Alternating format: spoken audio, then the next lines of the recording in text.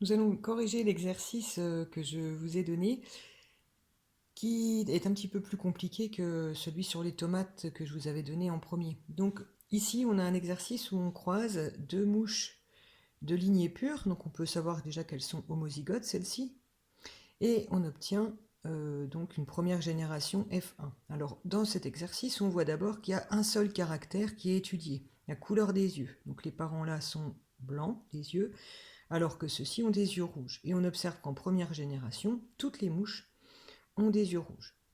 Première chose dont on peut penser donc que la couleur rouge est dominante.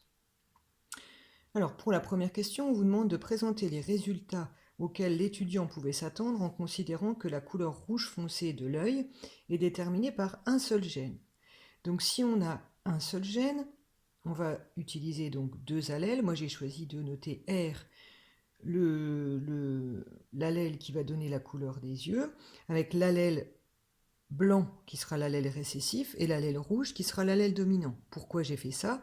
Parce qu'en F1, toutes les mouches ont des yeux rouges, donc l'allèle qui donne la couleur rouge, je considère que c'est l'allèle dominant. Maintenant, je peux écrire les génotypes de mes parents P1, P2 et de mes F1. Mes parents P1. Les P1, ils sont avec les yeux blancs, donc ils ont deux fois l'allèle récessif. Ils sont donc comme ça. Mes P2, ils sont avec les yeux rouges, et je sais que c'est des races pures, donc des homozygotes, j'ai pas le choix, c'est ça. Lors de la méiose, ce parent donne un allèle grand R, celui-ci un allèle R+. Donc mes F1 vont être des hétérozygotes. Et ils vont tous présenter un phénotype dominant avec des yeux rouges. Jusque-là, ça colle avec les résultats observés ici. Toutes les mouches de F1 ont les yeux rouges. Donc l'hypothèse d'un gène, pour l'instant, on ne peut pas la réfuter. Alors ensuite, on prend des F1 qu'on croise avec des homozygotes récessifs. Donc je prends mes F1. Ah, je me suis trompée, là c'est R. Je prends mes F1, donc hétérozygotes, que je croise avec un double homozygote récessif. Mes F1, quand ils font leur méiose, ils peuvent donner soit l'allèle R+, dans leur gamète, et dans l'autre moitié, ils vont donner l'allèle grand R.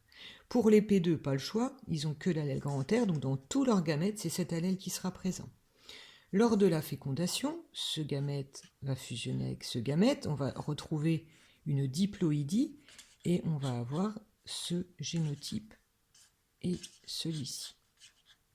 Les mouches qui seront avec ce génotype vont présenter un phénotype yeux rouges, puisqu'elles possèdent l'allèle dominant. Celles-ci vont présenter un phénotype yeux blancs, puisqu'ils sont deux fois avec l'allèle récessif. Les proportions qu'on attend, c'est 50% de chaque, puisque il y a autant de chances que ce gamète soit produit que celui-là. Et maintenant, je regarde mes résultats réels observés, et je vois que lors de ce croisement, je n'ai pas déjà deux phénotypes observables, mais j'en ai quatre. Il y a des yeux blancs, des yeux rouges orangés, des rouges foncés et des yeux bruns. Donc première chose, 4 phénotypes au lieu de 2, ça va pas. Et puis les proportions ne sont pas du tout celles que j'ai prévues d'après mon échiquier de croisement. Qu'est-ce que je peux en conclure? Eh bien qu'il n'y a pas un seul gène impliqué. Sinon, j'aurais dû avoir les résultats que je viens d'écrire. Donc il n'y a pas qu'un gène impliqué dans la couleur. Donc l'hypothèse est réfutée ou rejetée, c'est pas ça.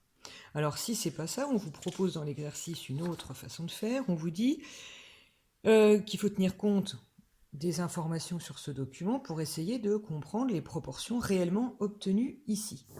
Alors qu'est-ce qu'on vous dit dans ce document? Eh bien on vous dit que pour fabriquer un pigment rouge foncé, il est nécessaire de produire deux enzymes, une enzyme BW, une enzyme ST. L'enzyme BW permet la production d'un pigment rouge-orangé, toute seule. Cette enzyme toute seule permet la synthèse d'un pigment brun, et l'addition de ces deux pigments permet la synthèse d'un pigment rouge foncé, ou en tout cas un aspect rouge foncé des yeux. Donc là, j'ai bien deux enzymes. Comme vous le savez depuis la première, les enzymes sont des protéines qui sont codées par des gènes. Donc dans cet exercice, maintenant, je vais essayer de résoudre le problème en utilisant deux gènes. Donc la mouche P1, ou la mouche on va prendre plutôt celle qui a les yeux rouges par exemple. J'ai inversé un P1 et P2, mais peu importe. Si je prends, ou je vais le faire comme ça, P1 qui a les yeux blancs. Les yeux blancs, ça veut dire qu'elle ne fabrique rien du tout. Sinon, elle aurait un pigment. Si elle fabrique rien du tout, ça veut dire que ni l'enzyme là, ni celui-ci ne fonctionne. Donc on va la noter BW, puisqu'elle est de race pure, et ST. L'autre mouche, la P2, elle a des yeux rouge foncé, c'est-à-dire qu'elle est capable de synthétiser à la fois le pigment rouge orangé et le brun. Ça veut dire que ces deux enzymes sont fonctionnelles, et comme c'est une race pure, je sais qu'elle est forcément comme ça.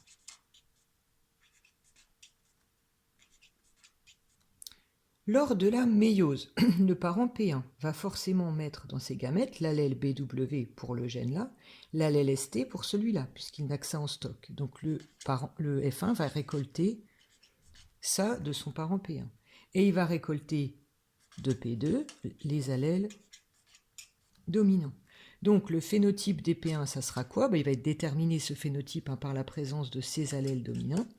Donc ce seront des mouches qui vont pouvoir synthétiser à la fois le pigment rouge, orange et le brun, qui auront donc un aspect rouge foncé.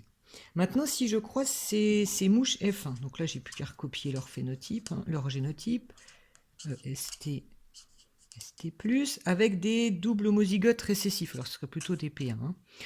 On va avoir ce croisement, qui s'appelle un croisement test. J'ai un double hétéro ici, et un double homo-récessif ici. Alors, qu'est-ce que ça va donner? Mon F1, quand il fait ses gamètes, donc s'il n'y a pas de brassage, on va avoir BW avec ST, ça c'est une combinaison parentale, BW+, avec ST+, toujours parentale, mais je peux aussi avoir des gamètes recombinés, donc de nouvelles associations d'allèles, qui sont ces deux-là. Voilà. Donc là, parentale, recombiné et recombiné. Alors là, P1, donc je change. Celui-ci, il peut faire qu'un type de gamète, il peut ne donner que ces allèles-là. Donc, lors de la fécondation, je réunis les gamètes. Donc, cette mouche de phénotype comme ça, elle n'a que les allèles récessifs, donc elle va être BWST. Ça veut dire que, si je reprends ça, elle n'est incapable de produire cette enzyme et celle-ci. Donc ses yeux seront blancs. Je le note en dessous. Cette mouche-là, elle sera BW plus ST plus, BW ST. Donc grâce à ces deux allèles dominants, elle va pouvoir synthétiser les deux pigments. Et donc ses yeux seront rouge foncé. Celle-ci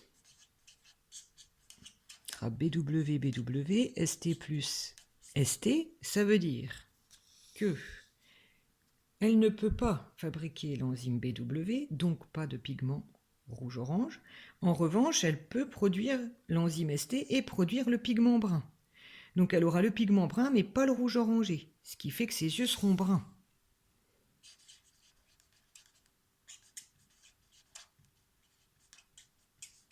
Alors, quant à la dernière variété de mouche obtenue, donc son phénotype sera comme ça. Celle-ci, elle est capable de produire l'enzyme BW, mais incapable de produire l'enzyme ST. Qu'est-ce que ça donne? Si j'ai l'enzyme BW, je peux produire un pigment rouge-orangé.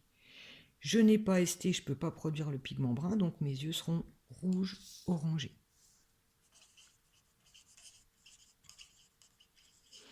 Alors les proportions attendues, ce sont celles qui sont attendues en fonction de l'hypothèse qu'on fait. Donc moi je vais mettre l'hypothèse que mes gènes BW et ST sont indépendants. Vous voyez comment j'ai écrit le génotype, j'ai bien séparé chaque gène.